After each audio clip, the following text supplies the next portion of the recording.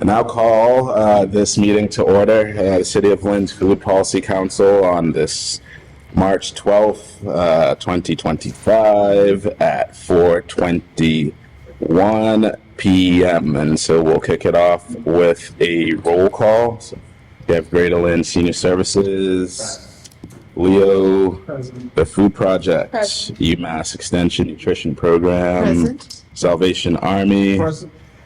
New American Center, great to see you, and New Lynn Coalition, great to see you.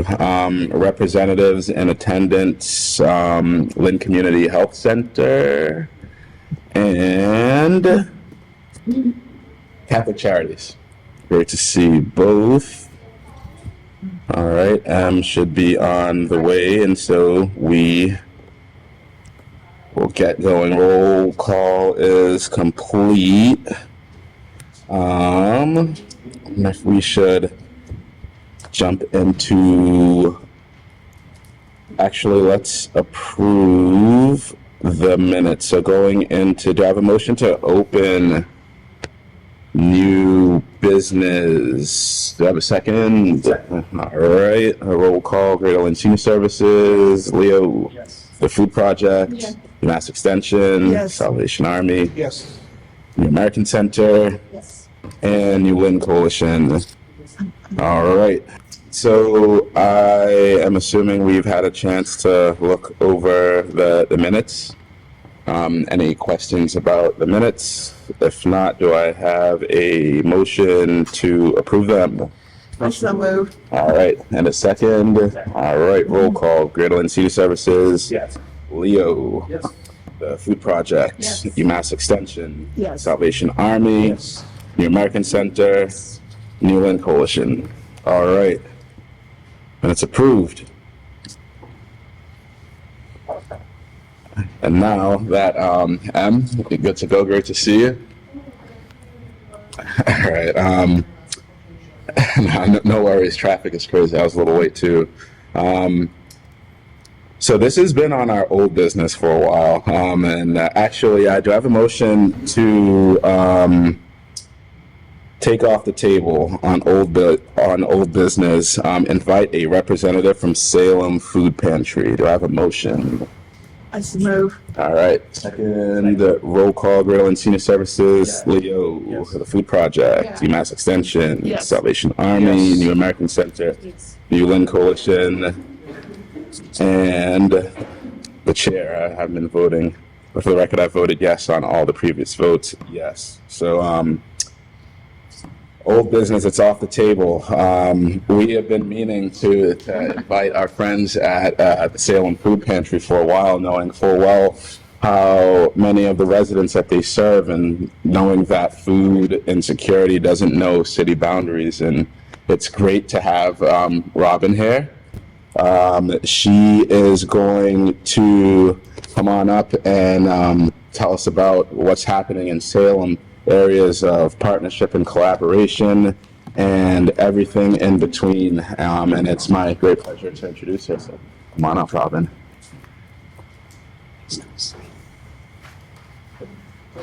I've got a seventh grader over there who was very thrilled to find out that he was coming here after school to join you all as well. Hey everyone, my name's Robin Burns at the Salem Pantry. I'm the executive director. I've been there since 2020. For about 10 years, I worked in Lynn at the Food Project, so I know Jeannie and Adesua and Norris from that work. And I see some familiar faces because one of the things we do at Salem Pantry is a lot of partnerships. And so we partner with the Salvation Army around food access. We partner with Catholic Charities as well around our warehouse. And Nick and I have chatted, and I've chatted with Brigida a bunch about at Leo. And I think a New Lynn Coalition, at some point, we maybe have donated old freezers, I think, that were used for the delivery program at some point. So it's great to be here. Thanks for having me. So what I was hoping to do is just pass it. I've got more than what we needed. Keep one for myself. I thought if it's okay, I would just share a little bit more about what we're doing at Salem Pantry, but then wanted to leave space to see if there's any questions or any ideas around collaboration. As Norris mentioned, something that he and I have been talking about for a long time is this reality that people are not following the municipal lines when they are looking for resources, whether it's food or otherwise. And so, from even before we opened our market that's in the Point neighborhood in Salem 2 years ago, we were running a mobile-only distribution program, and we would see people coming from all different communities, primarily from Lynn and Peabody outside of Salem, but also from Marblehead, Swampscott, Danvers, Peabody, and Beverly. So one of the things I just thought, just give you a little kind of a high level of the food project, and then kind of zoom in a little bit to specific work in Lynn. So just to give you a sense of the organization, so we have 3 different ways that we're distributing food directly to people in the community. So we have a brick and mortar. It's open 5 days a week. It's in some ways very similar to the great work that Catholic Charities is doing here. And we welcome anybody to come use that facility. We also have a mobile truck that, if anyone's seen the truck that goes to North Shore Community College that open door runs like once a month? It's a very similar concept. It's 16-foot box truck. The side door flips open and like the shelves come right outside of the truck. So it's kind of like a real market on wheels. You can pull up anywhere. So we go to about 12 different locations, Salem State, Salem High School, and a number of different places in Salem, a lot of them affiliated with the Housing Authority. This past year, we had a one-time pop-up over at the Lynn Medical Village, and then also we had a partnership with St. Stephen's where we were going there once a month as well on the one Friday that they didn't have their own pantry running. So that's the second thing that we do around giving food directly to people. And also we have a very small home delivery program that during the peak part of COVID was, pretty busy part of what we do, but we've got it down to a really small group of people. The idea being it's mostly folks that can't access those other options, the brick and mortar or one of the many mobile locations around the community. So all the numbers that you see here in the very first printout here, the 9,300 household serves, those are all unique data numbers from all the households that access the Salem Pantry. The green box there, the 30,000 number, that's the number of people living in the household. That's unique data, and then broken down for children and elders that are using the services as well. Outside of the direct food to the people in need, we have a warehouse program that we work in coordination with the Greater Boston Food Bank. So on the second page, there's a slide there where it says 20 plus organizations and 1.2 million pounds. So that is our projections for this year. So the way that works, and I know Jeannie and some others have seen that as well. So we receive about 3 different truckloads coming to the Salem Pantry each week in partnership with the Greater Boston Food Bank. Sometimes they come direct from the Greater Boston Food Bank. Sometimes they come in partnership with other entities. So for instance, Hannaford sends one in. I know Catholic Charities often gets many pallets from that. And what we end up doing is we do a couple different things related there, is that in some cases organizations are assigned a slot each week and they come and it rotates through. So we have organizations like Salvation Army in Salem, not the one here, comes for their regular slot. But what we also have is we've got at least one of the deliveries each week is available for anyone that's a part of the food bank network if they wanted additional foods. So what we usually do is we put out an email blast saying, hey, we've got the truck coming in with 12 pallets of food, and here's our list of items ranging from fresh, frozen, and non-perishables. And then essentially what people do is they claim certain items. So we might get an organization that says, sure, I'll take 6 of the peanut butter and I'll take 7 cases of the frozen chicken, etc. And then what our team does is we just break down those pallets of already set up food, and then we put together small packages, and then anybody can come pick it up from us. So if anyone's from an agency that's already affiliated with the food bank, I know that sometimes that's a sticking point because they don't, there might be programs that are doing great work that aren't a part of that. But if you are and you want to tap into that, I think Nick, we talked about that last fall, just let us know and we'd be happy to coordinate with you. And that again is food coming every week. And so some organizations that are getting base amounts of food, they're looking for a little bit additional, this could be an option to access more food. So we're working with organizations all around the North Shore. I believe it's Neighbors Feeding Neighbors comes all the way from Lawrence to get food from Salem. And we've got, I think, currently 7 different Lynn-based organizations. A little misleading because I think 4 of them are related to the Lynn's Shelter Association, 4 of their different locations. plus I think Bridgewell, St. Stephen's, and Catholic Charities are getting foods at least semi-regularly from Salem. And so as we've been growing as an organization, when I started, we had 1 employee in March 2020. Now we have a team of 16. And so the organization's grown by leaps and bounds. But one of the things we've been keen to do is partner and have conversations with folks in other communities. So one thing that's been fascinating to us is the amount of people that have been coming from Lynn to get food, primarily in Salem, because outside of those few mobile pantries that I mentioned at St. Stephen's and at Lynn Medical Village that we did last year, we don't have a physical footprint in Lynn proper. So we've just been welcoming people to come get food, kind of similar to how people from all over are coming to get food from the pantry here. So it's just been an interesting growth. So if you go to this page here, it breaks out, the data is a little out of date, but it is a set amount of data from 15 months. And I had a great meeting with Mayor Nicholson a few months back and talked with him about this. And it's been pretty fascinating. The unique Lynn household number has gone up a bit. I think by the year end, we were at about 4,300 unique households from 2024 using the Salem Pantry services.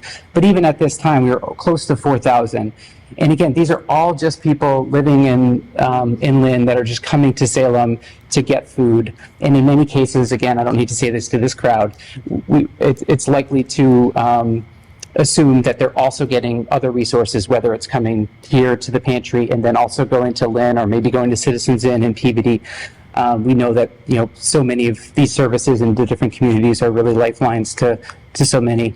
And what we did was we worked with somebody to get heat mapping of where everyone was coming from, because I know one of the questions when I present similar data in Salem, there's assumptions about, oh, it's only people from X ward or X precinct that are getting food. But really, when you look at the data, it's really spread out across the community, which I think for those that aren't in the worlds like you all are every day around food access and food policy is often a striking thing when you're talking to an elected official, and then for them to realize, oh, wow, my ward is actually experiencing food insecurity too. So we try to, when we do our deeper dives on data, to have it somewhat more comprehensive so we can take a look. And then on the very back there was just some data because we do CDBG, have CDBG funding, we do ask household income question, and so we had a little bit extra data that we were able to just pull for that same group of people that we were including in the other side of the page there.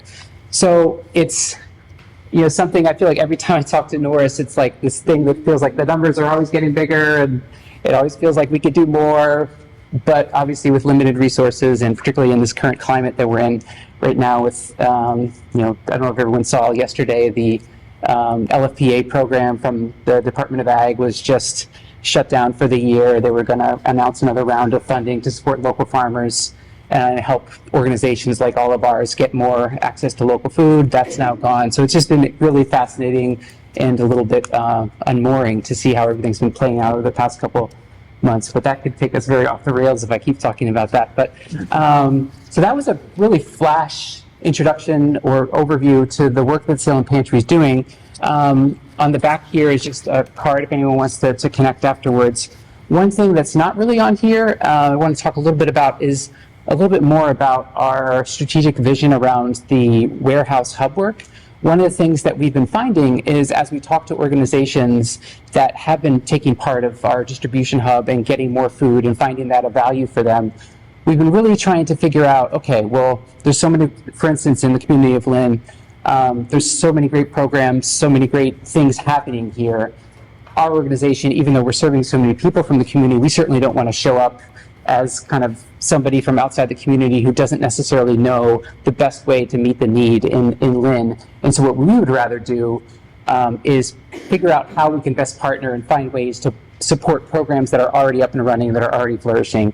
So one of the ways that we've discovered through surveying and talking to a lot of other partners was that resources around infrastructure. So whether it's like access to trucks or loading docks, pallet jacks, just more food. A lot of programs have non-perishables, but they don't have access to anything frozen or anything, any produce because they don't have refrigeration. So if there's like a way to think about how the deliveries come in, so could could the Salem Pantry be receiving a shipment of food and be able to hold it for 3 days, because the mobile market doesn't happen until Friday, and the only other way to get the food would be to just have it sit in somebody's office for 3 days, which obviously wouldn't be something we'd want to do from a food safety standpoint. So that's where we've been trying to focus on, and we have a strategic plan that we launched at the beginning of the year, and we're really looking at finding a new location, and our existing location is too small for the volume that we're doing, so we're actively looking for locations where we can relocate our warehouse function aside of what we do, in hopes to continue to grow strategically around supporting other organizations, but not duplicating the work that's already happening.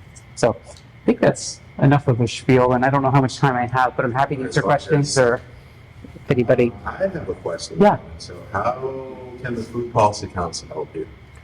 That's great. Thanks for asking that. And actually, I should have also led with, I'm part of the Salem Food Policy Council, so peer group. And actually, I know sometimes it's kind of like an ooh and ah that comes up, like, oh, Lynn is Food Policy Council. Like, how do they do it? And it's like almost like a mystifying, like, oh, they're like theirs must be better than ours or whatever too. So it's just kind of a little. It'd be great at some point to get the groups to like share and to talk shop, because there's so much work going on in the cities. And I think what happens sometimes is, if thoughts or decisions are happening in a silo without sharing resources, then that doesn't really benefit the broader community. So I just throw that out there, as well as I know folks from the Salem Food Policy Council would be very intrigued to connect and talk with some of the folks here.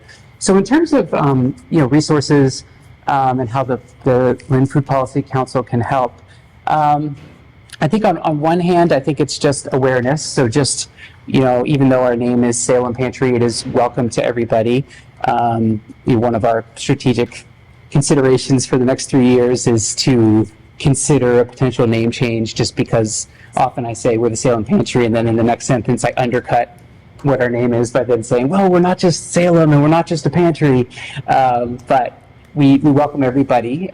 We also are really wanting to partner and collaborate. So if there is anything that the Food Policy Council is involved in, or any of the unique members are interested in that, definitely something that we would love to do in terms of sharing resources. I know that I don't know a lot about how the Food Policy Council functions within the city. I mean, I know that you have a direct connection to the mayor and the health department. But if there's, any way to, I'm sure you're all doing this, but just the continual advocacy around food security as part of the overall needs. I know in Salem, I'm often a part of conversations about how all the different crucial needs that are in the community. So for instance, housing has been on the top of everyone's list for so long. And one of the realities that we find, because we partner with a number of affordable housing organizations like the North Shore CDC, is that they might be building an amazing new building that's going to be ready in 2 years, and they've got 800 people on the waiting list. But in the meantime, many of those 800 people are needing food right now, and they're going to still need food after the building's completed. And so it feels like in some ways, as decision making is happening, advocacy is happening, sometimes I feel like food gets trendy like it was early in COVID, and a lot of organizations got great resources and influx into food, but that reality feels like it's always going on. So I feel like often just, any advocacy that you all can do as a council around the importance of food security and what a lifeline it is for people. I know at the Salem Pantry, we talk a lot about fresh, healthy food, but also, frankly, I've had so many conversations with people saying it's the financial benefit that brings me here, because I can save $75 a week, $300 at the end of the month to help me then make the car payment or childcare or whatever it might be. So again, I know you all don't need me to say that. You probably see it every day. So, but yeah, so I guess awareness, continual advocacy to what you're doing, looking for collaborations maybe outside the city with the other food policy councils in Salem. And I don't know where the next nearest one is, for Revere or anyone in Chelsea, maybe. I don't know. I think Salem is the only other food policy council. Okay. Sure. Yeah. And then, those are ones. I know it's kind of vague, but. No, agreeing with you. And I think food policy councils do serve that role of like advocacy and connecting folks who aren't usually in the decision-making process, and to educate as well. And so you hit the mark, and we definitely will. And thank you for serving Lynn residents. And, you know, it's really easy to pull the, you know, not from this community and, you know, turn them away. It's the opposite approach, and we really appreciate that. And we're looking forward to the work to come and the collaborations and partnerships. Yeah, absolutely. Yeah. Is anything else that anyone curious about or? So I have a quick Yeah, question. yeah, of course. I'm just touching back the email I received about the mobile market in the Highland area. So are we still discussing the location about the Highland area, or it was discussed that maybe Salem that we can have a mobile market at the Brooksby Garden? So I reached out to the Ward 2 council and also in the paper. Because the Highland area is also considered of the Ward 2 and Ward 4. Okay. And if I see the percentage, almost 38% of the community is taking food from the Salem is from that part, or 2 and Watch 4. So I'm considering a global market and street government. Yeah, thanks for asking. And did you reach out to somebody from the Salem Pantry already? I'm not in communication, so that's what discussed that we were going to discuss in the food policy. Oh, gotcha. Okay, yeah. I think so. We have been trying to figure out what we're going to be doing for the spring and our often during the winter time. What happens is our mobile pantry. In some cases, we stay outside even if it's cold, but in many instances, we'll move inside to say the community room at an affordable housing complex, for instance. And I know is the Cook Street Garden. That's right next to the Ford School, right? Yes. Okay, gotcha. Yeah, so I know that did come up. So maybe before I leave, I can get your contact information to make sure we. I will reply the email you sent to me and other people. Okay, I think it must have been a coworker of mine, so I apologize if I am not as aware. But yeah, that would be great, actually. Yeah. And the second thing, the new for only they basically deliver grocery to the recipient. And right now, we deliver up to the 750, but we have almost a great list of 450 people. So if we expand our work program, can we get the grocery from the 750? Yeah, let's also talk about that. I think one of the challenges, and I know I've talked, probably very out of date, I think I talked with like John and Neil like a few years ago, but I know at that time they were trying to get to be part of the food bank system and it wasn't available at the time. I don't know what the current status is. We do get some food that's not part of the food bank system from some of the grocery stores and bakeries, so maybe there's a way that we can talk about that. But yeah, perhaps we can continue the conversation after this. Thanks for asking. Yeah. Thanks, Rob. Okay. All right. Thanks, Sarah. Always welcome. Yeah. I know that, again, I know that, Emmanuel, you have to go soon, so I'm actually going to pull an audible and ask for some votes before Emmanuel goes so we can have some quick discussion. And so under new business, which we've opened, there is the National Anti-Hunger Policy Conference that I've been invited, or we've been invited to, that I would attend on behalf of the Lynn Food Policy Council. That the information on it is in the document I sent, but all in all, this is an opportunity to advocate for the policies and the funding and everything in between that impacts Massachusetts, that impacts Lynn. And so I am asking the council to release the funds from our Food Policy Council fund, which is another conversation we're going to have today, to the amount of approximately, in Project Red, hi Adriana, what do you think would be the amount to cover the cost, and would anyone else want to go? I think usually it's about 1,500 if you include Yep. everything to 2,005 hotel and the registration. I know the registration early bird ends this Friday, and then you have a discount if you go before Friday, $200 off the registration fee Okay. or something. But we are trying to take our also the experts alumni, so we do probably like 10 of us, and we are budgeting about 2,000. Okay. So to that, I think it would be cost efficient for one person to go. Is anyone interested in going? What are the details? Like, when is it? Time? So it is. It's May 6th to, May 4th to 6th in DC. Starts on a Sunday, and then it's 2 days of conference, and then the third day is a lobby day. And I think the interesting part about the lobby day is the Massachusetts delegation talks with each other, before the conference to kind of see who is gonna go see who to push for what different priority. Yep. And so with that, I am asking for a vote to release funds. Let's call it 1,700, just so we're saving some for other priorities. Do I have a motion to release? Oh, sorry. Question. So there's a registration fee and travel cost and hotel cost, right? So that's all going to be covered by 1,700, or? Most of it. I'm willing to pay out of pocket. I'm not looking to, to be frank. We need these funds to do other great things in Lynn, and 1,700 would cover about 80% of it, 90% of it. So I don't mind paying the rest out of pocket. Thank you. I appreciate the attention to numbers. Yeah, I gotta say, I think we should cover all of it. I think we should probably do 2,000.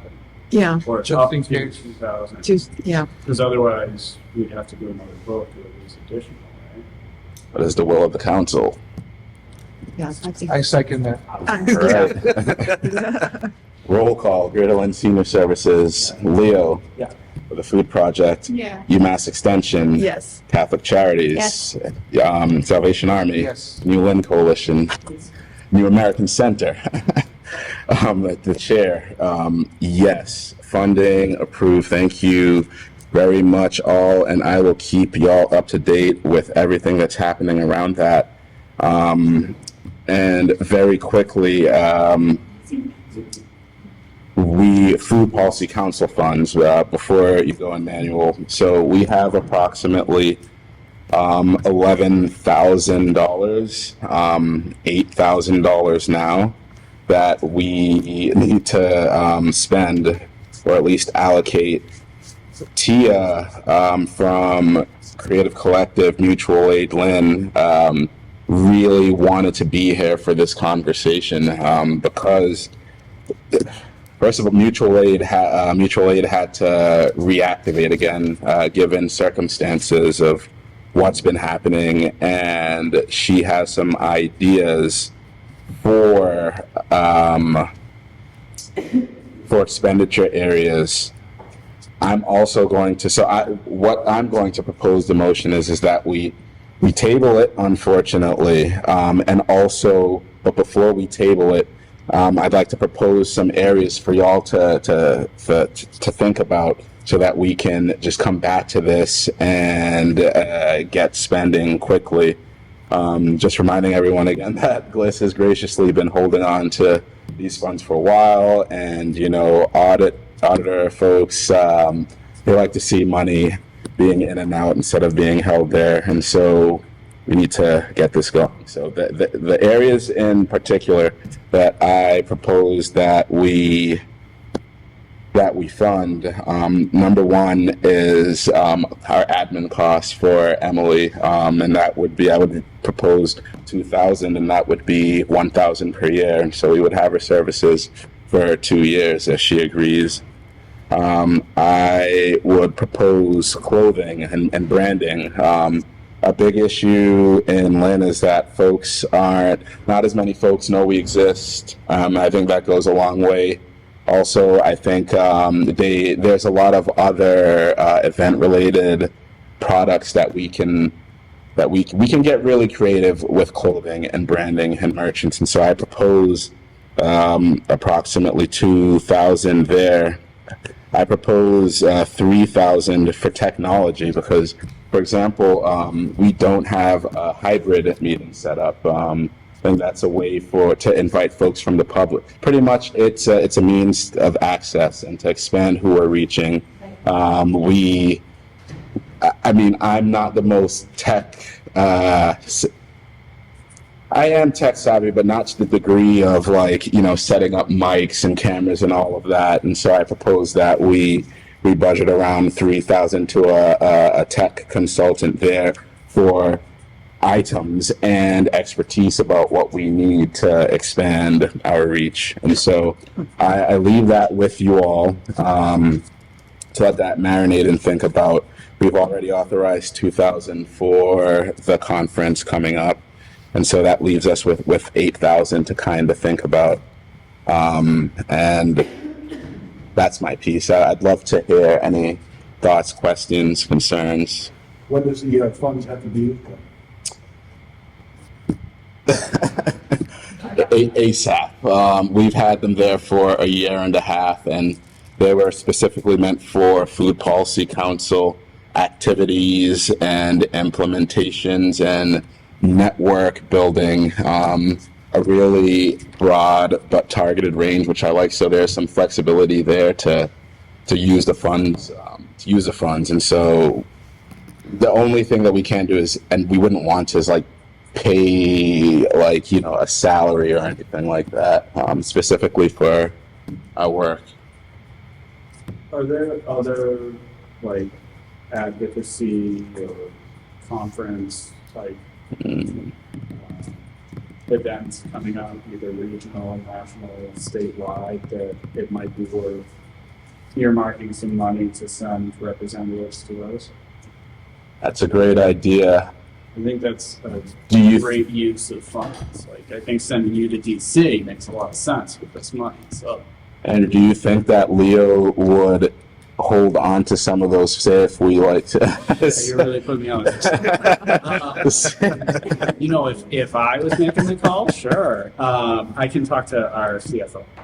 All right, and I will talk to the folks in City Hall, but y'all know how government works with, you want to say something, Deswa? I can wait. Hmm? I can wait. No, that I was gonna ask if we wanted to do any like activities that would directly like impact the community members, or like food access, or anything, like a collaboration of organizations to do some like on the ground work with the funds. for sure, like specifics. I'd be up for it. I think we'd be up for that, but Yeah. And what I have seen in other communities is stipends or grocery gift cards for community members who participate in the policy council meetings.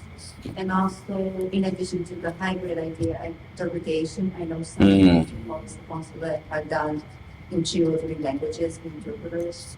It might not solve the problems, but right now, or maybe for next year, like this. that. I have a proposition. I don't know if we can hold on to the money for emergency cases where there's an emergency case in our city, or we may need to purchase stuff. So, part couple of of different things. So, Adesua, I think you and Tia would be able to come up with some great ideas, because Creative Collective does a lot. I think that's a good idea. And do you think the Food Project would hold some money? Like, I would, the budget's tight. I would have to see what's the budget looking like, but say if, because the issue or not it's a good issue to have, I guess, but Greater Lynn Senior Services has been holding on to around $11K for us, and we have to spend that. And so, for example, if Gliss could give Leo some funds to hold on to for advocacy stuff, that would be awesome. Or say, the Food Project is planning some events, if it could hold on to X amount, you know what I'm saying? But I think we would just have to move the funds from Gliss to the Food Project. Yeah, I think that's possible. I would just have to, again, check in with. All right, cool. And we're tabling, we're going to come back to it anyway, so we'll have enough time to kind of check in with our organizations and follow up. And Adriana, did you have a question? How do you know? I'm thinking of a Okay. question. And I don't know the answer, but I'm wondering if the policy could be a 501c3. That because of the government, because technically, We were connected with the state. yeah, and the way that works is we would need a nonprofit that acts as a fiscal sponsor. A good way to think of this is like we have the senior center in Lynn, but because it's a government entity, it can't fundraise or do anything. So it has something like a body called the Friends of the Senior Center of Lynn, and they do the fundraising and they handle that money that comes in. So we could, and also, I think Tia actually and Creative Collective they were They're having active. conversations about that, and so I think there might be a way where we can hold on to some funds for us. And also, I mean, in this new climate, my strategy for fundraising is like, private. I think there's going to be a lot less federal and state funds available. I mean, obviously, and I think we're really going to have to lean into private/philanthropic entities. So that's it. Before you go, Emmanuel, vote motion to table that until Tia comes with all the recommendations. Do I have a motion? Second, roll call. Greater Lynn Senior Services. Leo, Food Project, Yes. Salvation Army. Yes. All right. Mass Extension. Yes. Catholic Charities. New American Center, and New Lynn Coalition. All right, that is tabled, but we have discussed that pretty in depth. That's awesome. And now, LEAP. Move on to our friends at LEAP. So, LEAP for Education has reached out. They've started a food component, a nutrition component for the youth in Lynn, and they reached out to the Food Policy Council for partnerships, collaborations, and engagement, and we're very happy to have them here, and we're looking forward to potential partnerships and collaborations to come. So if you could come on up and tell us a bit about LEAP, we'd to have you.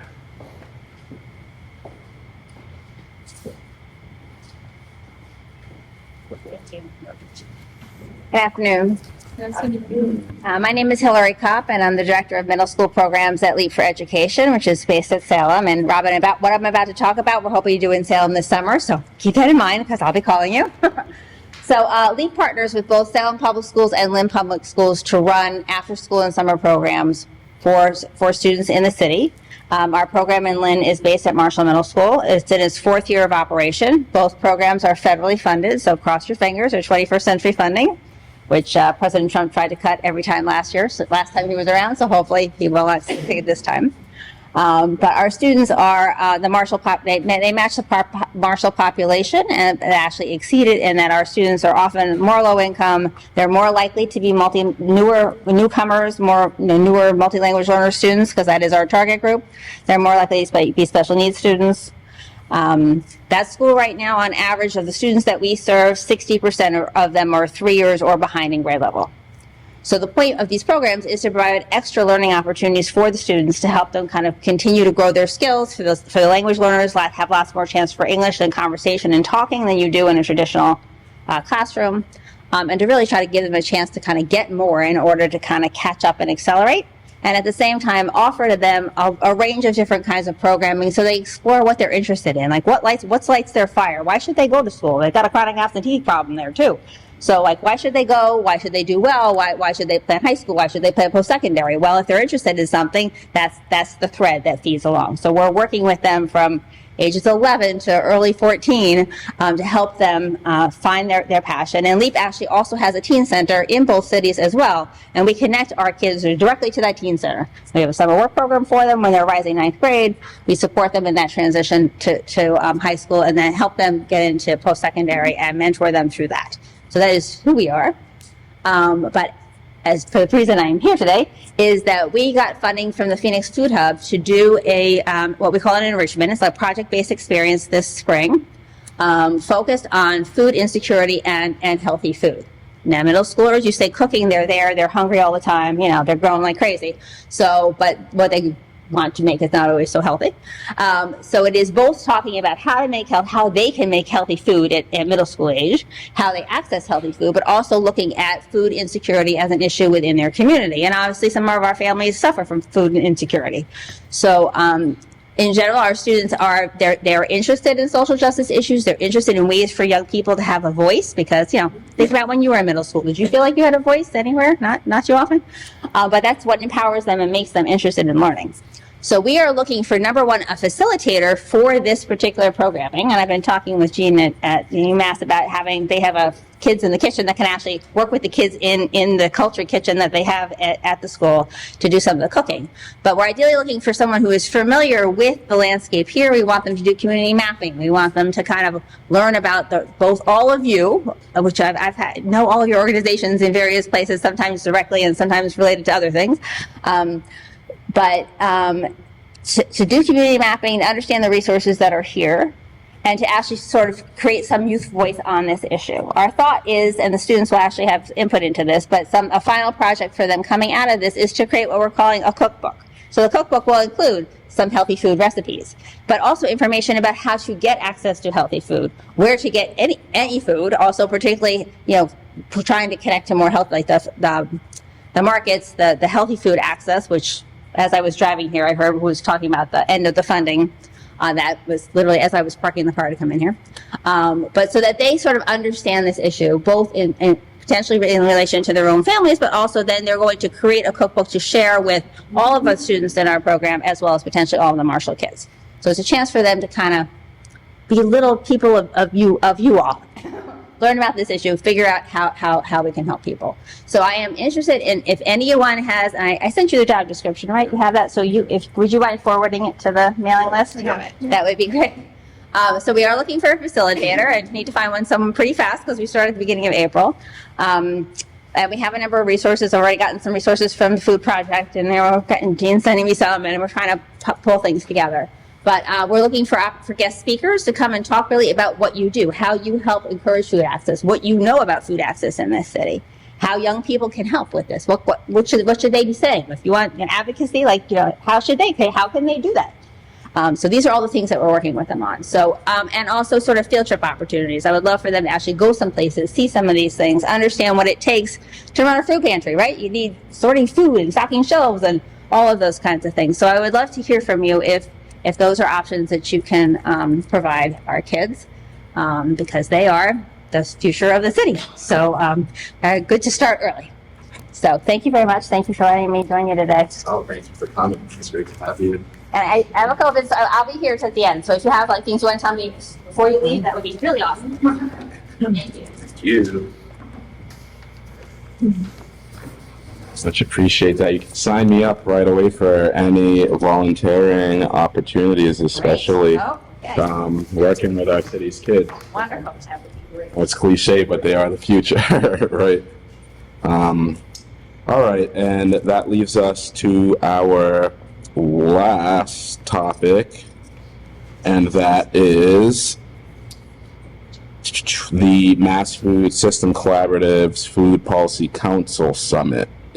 I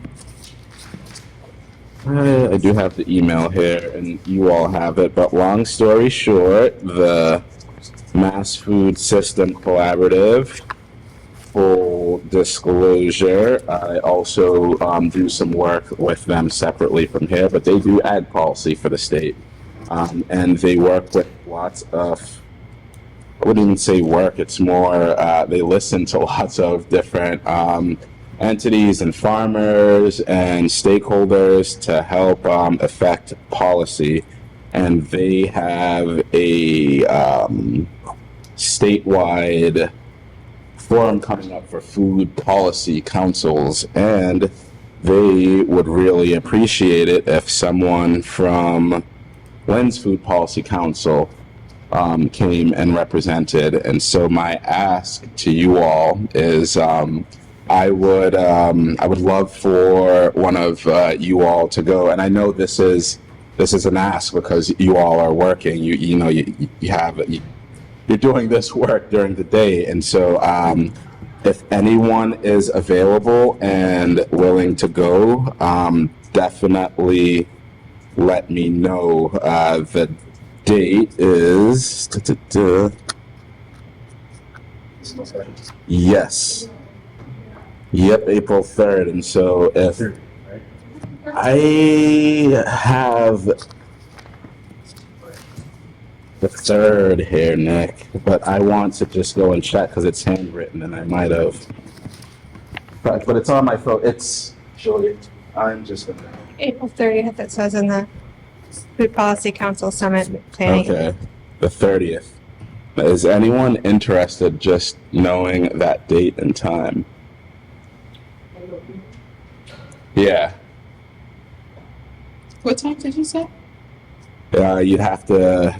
I'm just gonna actually forward this to. Is it out west again? Yeah, I believe it's in Grafton. Let me.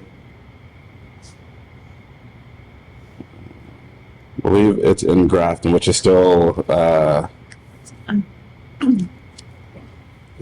the middle of the state. It took me forever to get there.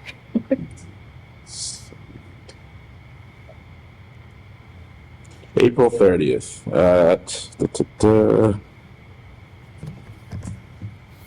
Pretty sure it's 9 o'clock or something like that. There's a whole agenda that's listed out. 9 to 11? Till 3, I believe. But I'm looking at the exact time now, but it's not loading. Here it is. Let's see. Yeah, 9:30 to 12:30 on April 30th. This is at Brigham Hill Community Barn in North Grafton. What's the time? It's 9:30 a.m. to 12:30 afternoon. Yeah, 9:30 to. Well, no, it's not just attending, it's making a presentation, right? Right. Yeah, it's pretty much representing our work at those events. They're going to ask you, what are we doing? What are our focuses? What are we spending money on? The community food assessment plan. So, you'd be definitely representing. So yeah, you'd be representing the council. And so just let me know if anyone is interested in that. If not, oh, nice. All right. So, we can make a motion for that.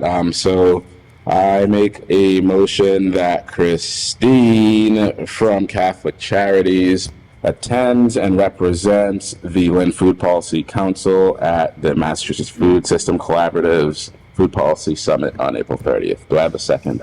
All right, roll call. Great Old Senior Services, Leo, Food Project, Yeah. UMass Extension, Yes. Catholic Yes. Charities, New American Center, New Lynn Coalition, Chair, yes. All right, motion passes, and thanks for that, Christine.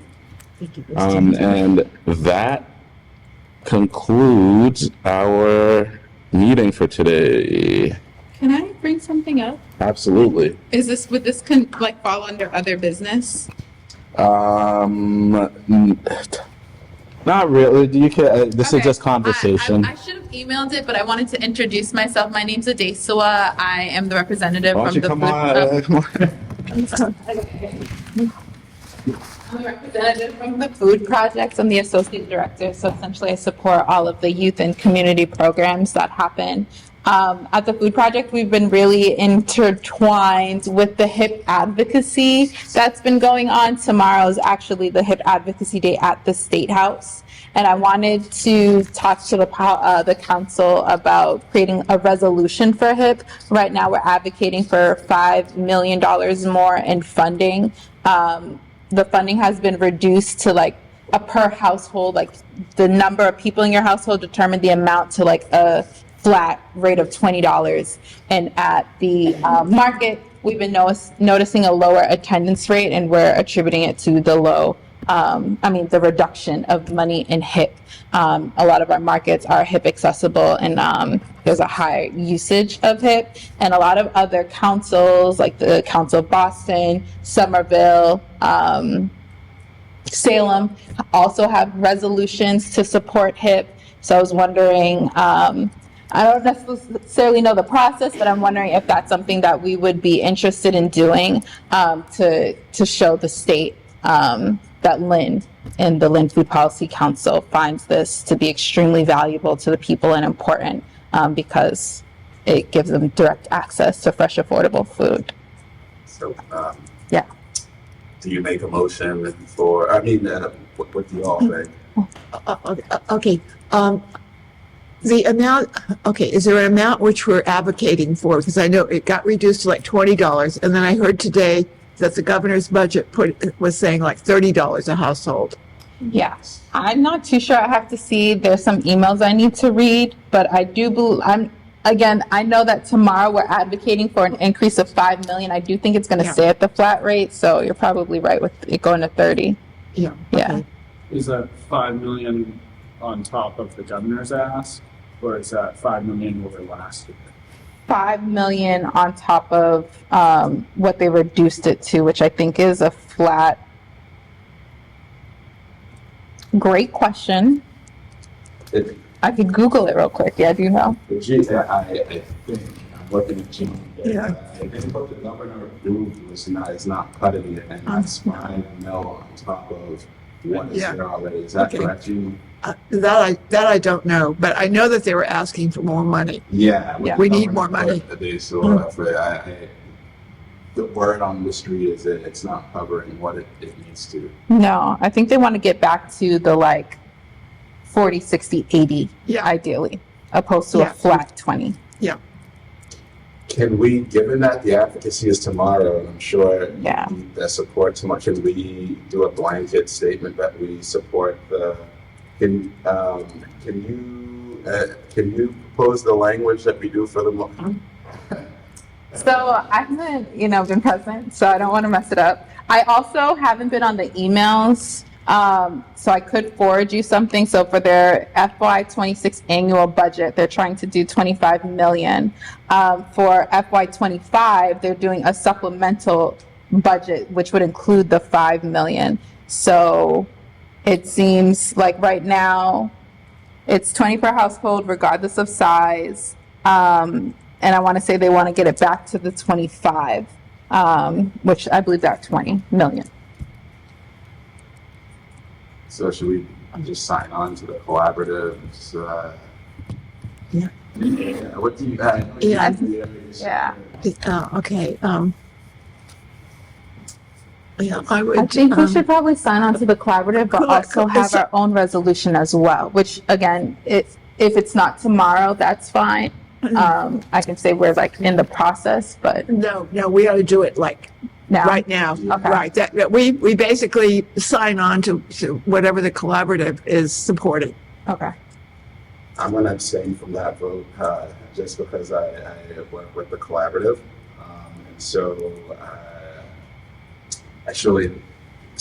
I make actually, no, I can't. You make a motion. So you all would have to do this. Okay. So I can call a roll call, but the motion would have to be made by you all in a second. okay. So can I make a motion to sign on to the Mass Collaborative support of HIP funding? Second. All right. Yeah. Roll call. Greater Lynn Senior Services. Yes. Leo. Yes. The Food Project. Yes. Mass Extension. Yes. Catholic Charities. Yes. New American Center. Yes. New Lynn Coalition. Yes. Chair, abstain. Okay. Which y'all know how I feel. Okay, cool. And would a resolution be possible, or are we Does the collaborative has it? Because a resolution with resolutions, we have to be super precise because it's language. yes, it's like the language. Yeah, I've seen. So I would propose to y'all that we take some time to Okay. really think and write a really, really Lynn-centered resolution for us. Yes. And then immediately sign on to Okay. the collaborative's Okay. white paper, which is the increases that we want, right? Yes. Cool. Does that sound good? That sounds great. So like the next meeting, I can. Yeah, we can get to work. So that should be a table actually. So Do you want to come back? I I make a motion that we table the language that we create for our Lynn-specific resolution for HIP and SNAP to the next meeting. Do I have a second for that? Yes. All right, roll call. Greater Lynn Senior Services, Leo Food Project, Yes. UMass Extension, Catholic Charities, Yes. New American Center, New Lynn Coalition. Chair, yes. Tabled. All right. Busy meeting indeed, and now I think it is our favorite motion, and that is to adjourn. Great meeting, y'all. Do I have a second for that? All right. Roll call, Greater Lynn Senior Services, Leo, New Food Project, Yes. Mass Extension, Yes. Catholic Charities, Yes. New American Center, the Lynn Coalition. Chair, yes. Meeting adjourned. Thanks, everyone.